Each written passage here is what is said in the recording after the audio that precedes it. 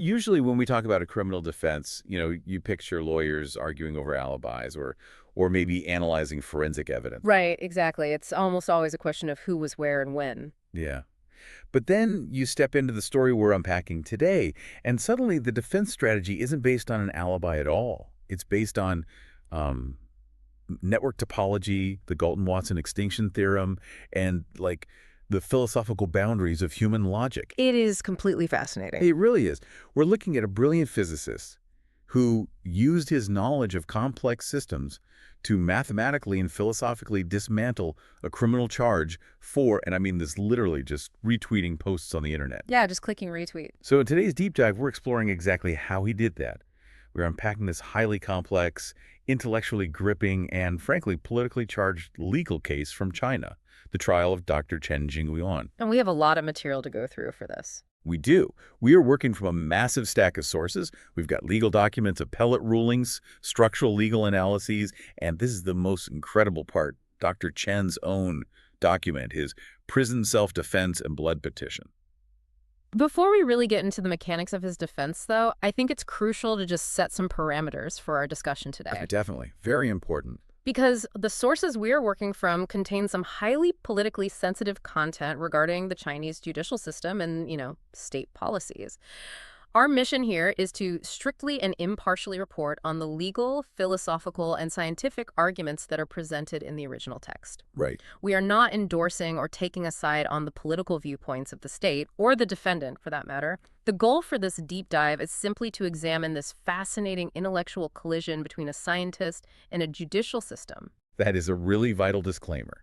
And what makes this case universally intriguing for you listening, whether you are, say, analyzing data for a board meeting or just navigating your own social media feeds, is how it tests the absolute limits of legal definition. Absolutely. It forces us to look at how a legal system attempts to define a rumor versus a thought. Yeah. And well, what happens when the law tries to regulate the sheer messy complexity of human expression? Yeah, because human expression is inherently messy. Exactly. So to understand this intellectual battle, we first have to look at the physical actions that triggered the state's response. Okay, let's unpack this. Who is Dr. Chen Jingyuan, and what did he actually do? Well, Dr. Chen is a PhD scholar. He's a physicist. He spent his entire career researching complex nonlinear systems. Okay, so heavy math. Very heavy. We are talking about high-level defense technologies, artificial intelligence, network dynamics, real cutting-edge stuff. But the events that led to his arrest had absolutely nothing to do with his laboratory work. Which is wild.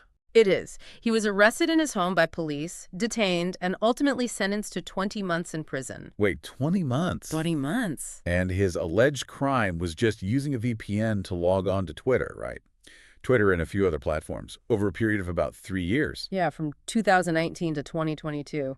And he casually retweeted posts. I mean, we are talking about a total lifetime retweet count across all his accounts of, what was it, less than 100? Less than 100 retweets, spread out over several years. Wow. He wasn't, drafting original manifestos or organizing movements. He was literally just clicking a button to share content that was already circulating online. And the prosecution charged him with an offense known as picking quarrels and provoking trouble.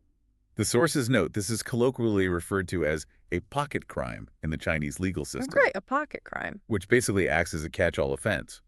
Specifically, the prosecution alleged he spread fake information that caused severe disorder of public order. And that specific phrasing is the hinge of the entire case. A pocket crime is structurally designed to be flexible. Originally, these laws were meant for physical public disturbances. Like starting a brawl in a town square. Really? Exactly, like an actual physical fight. Over time, the judicial system sort of adapted them for the digital realm. But applying a physical disturbance law to the internet creates an enormous evidentiary problem. I mean, imagine getting arrested for simply sharing a meme or bookmarking an article.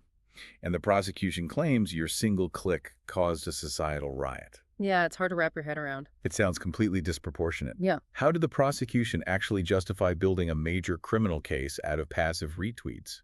Well, they bypassed the standard evidentiary requirements altogether. Really? Yeah. In a typical disinformation case, a prosecutor would take a specific post, prove definitively that the information in it was false, and then prove that the specific falsehood caused a measurable harm. Right. Cause and effect. But the court, in Dr. Chen's case, didn't do that. They used a highly controversial logic, providing what the legal documents call a comb-through situation explanation. A comb-through situation explanation. So instead of pointing to one smoking gun, they're just sweeping up everything in the room. That's exactly it. They bundled years of disparate, non-original retweets into a single continuous crime. The police gathered all these varying retweets, labeled the entire batch as rumors, and treated the mere act of forwarding them as active, malicious dissemination. Wow. They fundamentally avoided proving exactly why any specific piece of information was false. So if the prosecution refuses to argue the facts of individual posts, how do you even build a defense? I mean, Dr. Chen realized he couldn't argue the facts on their terms, so he decided to put the concept of a fact itself on trial. Which is a brilliant pivot. It really is. Because the court bundled all these retweets together under the label of rumors, his first line of defense was to philosophically and legally deconstruct what he actually shared. He set out to prove that most of it couldn't physically be a rumor. Right. He categorized the alleged criminal evidence into 4 distinct buckets of human expression. And this is where his scientific background really begins to dismantle the legal charges piece by piece. Okay, so category 1 is artistic works. The sources give examples like the Umbrella Girl manga, which was an image associated with protests, or like a satirical cartoon showing Donald Trump and Xi Jinping. Yeah, art and satire. Then category 2 is subjective emotional expression. This includes things like a picture of a candle posted for a memorial, or a frustrated off-the-cuff comment he made about the tech company Huawei. Category 3 moves into rational understanding or opinions. So this included sharing a speech by Trump critiquing communism, or sharing analytical posts about the political spectrum. Okay, so opinions. Right. And finally, we have category 4, which is objective reality descriptions. The factual claims. Exactly.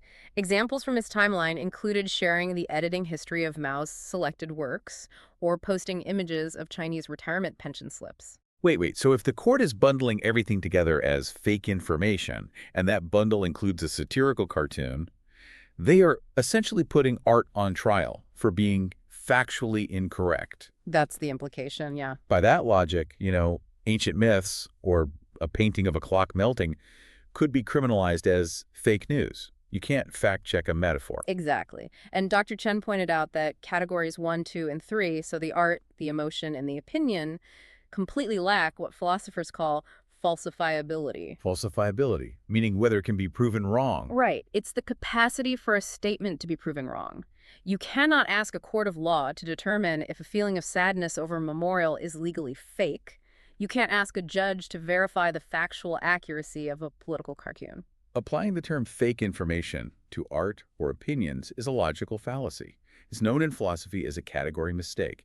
It is literally like asking what color the number 5 is. Yeah, the question itself is broken. Completely broken. And by ignoring this category mistake, the court was arguably penalizing his thought and his expression, rather than actual disinformation. According to the structural legal analysis in our sources, only Chen's 4th category, the objective reality descriptions, like the pension slips, can theoretically be verified as true or false. So only category 4 can legally be classified as a rumor. Exactly. But if only the 4th category of posts could theoretically be fake, this raises the next massive legal hurdle. Who is responsible for verifying those facts, and did Dr. Chen actually know they were false when he clicked retweet? This introduces the whole issue of the burden of truth. Chen argued that as an individual citizen, he had neither the resources nor the legal obligation to act as a professional fact-checker for the entire internet. Right, he didn't create the posts, he just forwarded information that was already public. He makes an incredibly sharp point in his petition. He notes that the posts he was arrested for retweeting are still online. Oh, wow. Yeah, they are still sitting there on the internet, and they have never been officially debunked or removed by the government. That's crazy. If the state hasn't proven them false or taken them down, how could a private citizen be expected to know they were illegal? Well, they can't. To convict someone of spreading rumors, the law explicitly requires proving subjective intent. Okay, subjective intent. The prosecution has to demonstrate that the defendant knew the information was false and chose to spread it maliciously anyway. They need to show a deliberate attempt to deceive. But the prosecution didn't have any evidence of Chen's intent. They had no private messages of him saying, hey, I know this is a lie, let's spread it to cause chaos. None at all. Here's where it gets really interesting. Lacking that evidence, The court used a rationale that honestly made me do a double take when I read it. Oh, it's astonishing. The court stated that because Dr. Chen has a PhD and a high level of knowledge, he, quote, should be able to distinguish right from wrong, and therefore must have known the posts were fake and insulting. It is a breathtaking leap of legal logic. They didn't prove what was actually in his mind. They decided what should be in his mind based on his diploma. That's like a judge handing you a massive fine for a complex tax error and saying, well, you have a math degree, so we presume you did this maliciously to defraud the government. It's weaponizing someone's education against them. Legally speaking, this is an illegal presumption of guilt based on status. It's known in legal theory as objective imputation. Objective imputation. Yay. It occurs when a court substitutes the actual subjective knowledge of a defendant with a hypothetical standard of what a reasonable or educated person ought to know, and then punishes them for failing that hypothetical standard. And Chen points out the incredible paradox here. The court claims his high education means he intuitively knows the truth, yet they punish him because the truth his educated mind arrived at didn't match the state's version of the truth. Exactly. It's like, you are smart enough to know the truth, but if your logical conclusions disagree with ours, you are a malicious liar. It completely removes the burden of proof from the prosecution and places an impossible burden on the citizen. But Dr. Chen doesn't stop there. He keeps going. He says, essentially, let's pretend the court is right about my intent. Let's presume I intended to share rumors. The crime he was charged with, picking quarrels and provoking trouble, still requires a physical result. Right. The statute says the action must cause severe disorder of public order. And this is where Dr. Chen brings his physics background into the courtroom to prove this result never happened. This is my favorite part of the case. It's amazing. This is where the defense moves from philosophical logic to hard mathematics and network science. Yeah, we have to look at the actual physics of his retweets. Dr. Chen's Twitter account had fewer than 100 followers. Less than 100. And the sources note these were mostly inactive, quote-unquote, zombie accounts. His retweets generated 0 engagement. No likes, no replies, no cascading shares. To explain why his retweets couldn't possibly cause severe disorder, Chen utilized avalanche dynamics and branching processes from the science of complex systems. So when he talks about a branching process, I'm picturing like a chain letter or a pyramid scheme. If I send an email to 2 people, and they each send it to 2 people, it explodes outward exponentially. Is that what the court thought was happening with his retweets? That is exactly the fear the court was acting on, yes. In network science, whether an idea goes viral or dies out depends on the average branching ratio. Okay, average branching ratio. If the ratio is above 1, meaning each person shares it with more than 1 new person, the branches grow indefinitely. You get an avalanche, the information goes viral and cascades across the network. But Chen maps out his network topology and explains he is an edge node. He's on the extreme periphery of the internet. Very, very far from the center. Because his followers are dead accounts, his average branching ratio is vastly less than 1. Any information he shares hits a dead end almost immediately. Because the math shows his chain reaction will instantly burn itself out, physicists would say he operates in a deep subcritical zone. A deep subcritical zone. Right. And there's a mathematical rule governing this state called the Galton-Watson extinction theorem. Okay, so break that down for us. What does the Galton-Watson theorem actually prove in this courtroom?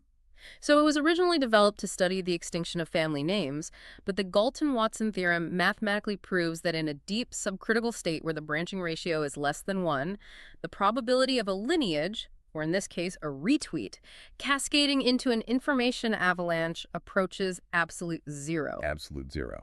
It is not just unlikely. Given the network conditions of his 100 inactive followers, causing a severe societal disorder is a physical, mathematical impossibility. So what does this all mean? If a tree falls in an empty digital forest, can the state legally claim it caused an earthquake? Well, they tried. How can the prosecution claim severe disorder with 0 measurable data? I mean, there were no riots, no traffic jams, no overwhelmed public services. They offered no data whatsoever. This raises an important question about causality in the law. They treated a mathematical impossibility as a proven fact. A criminal conviction requires a direct, provable link between an action and a harm. Right.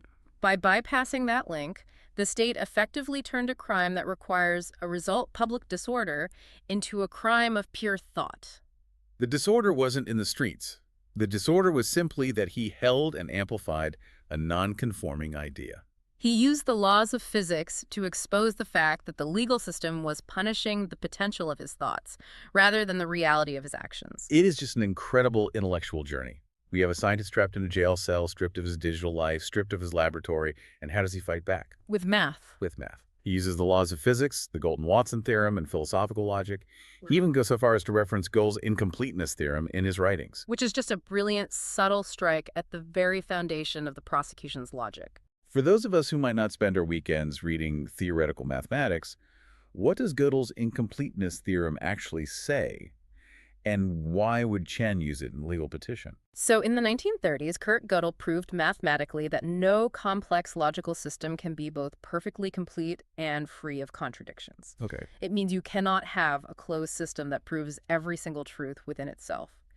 Chen was using this to point out that the state's demand for a perfectly ordered, absolute truth from its citizens is logically and physically impossible. Oh. No system, not even a state's vast legal and political framework, can be free of contradictions. He used human knowledge to expose the structural flaws of a judicial system that demanded absolute, unquestioning certainty. He really did.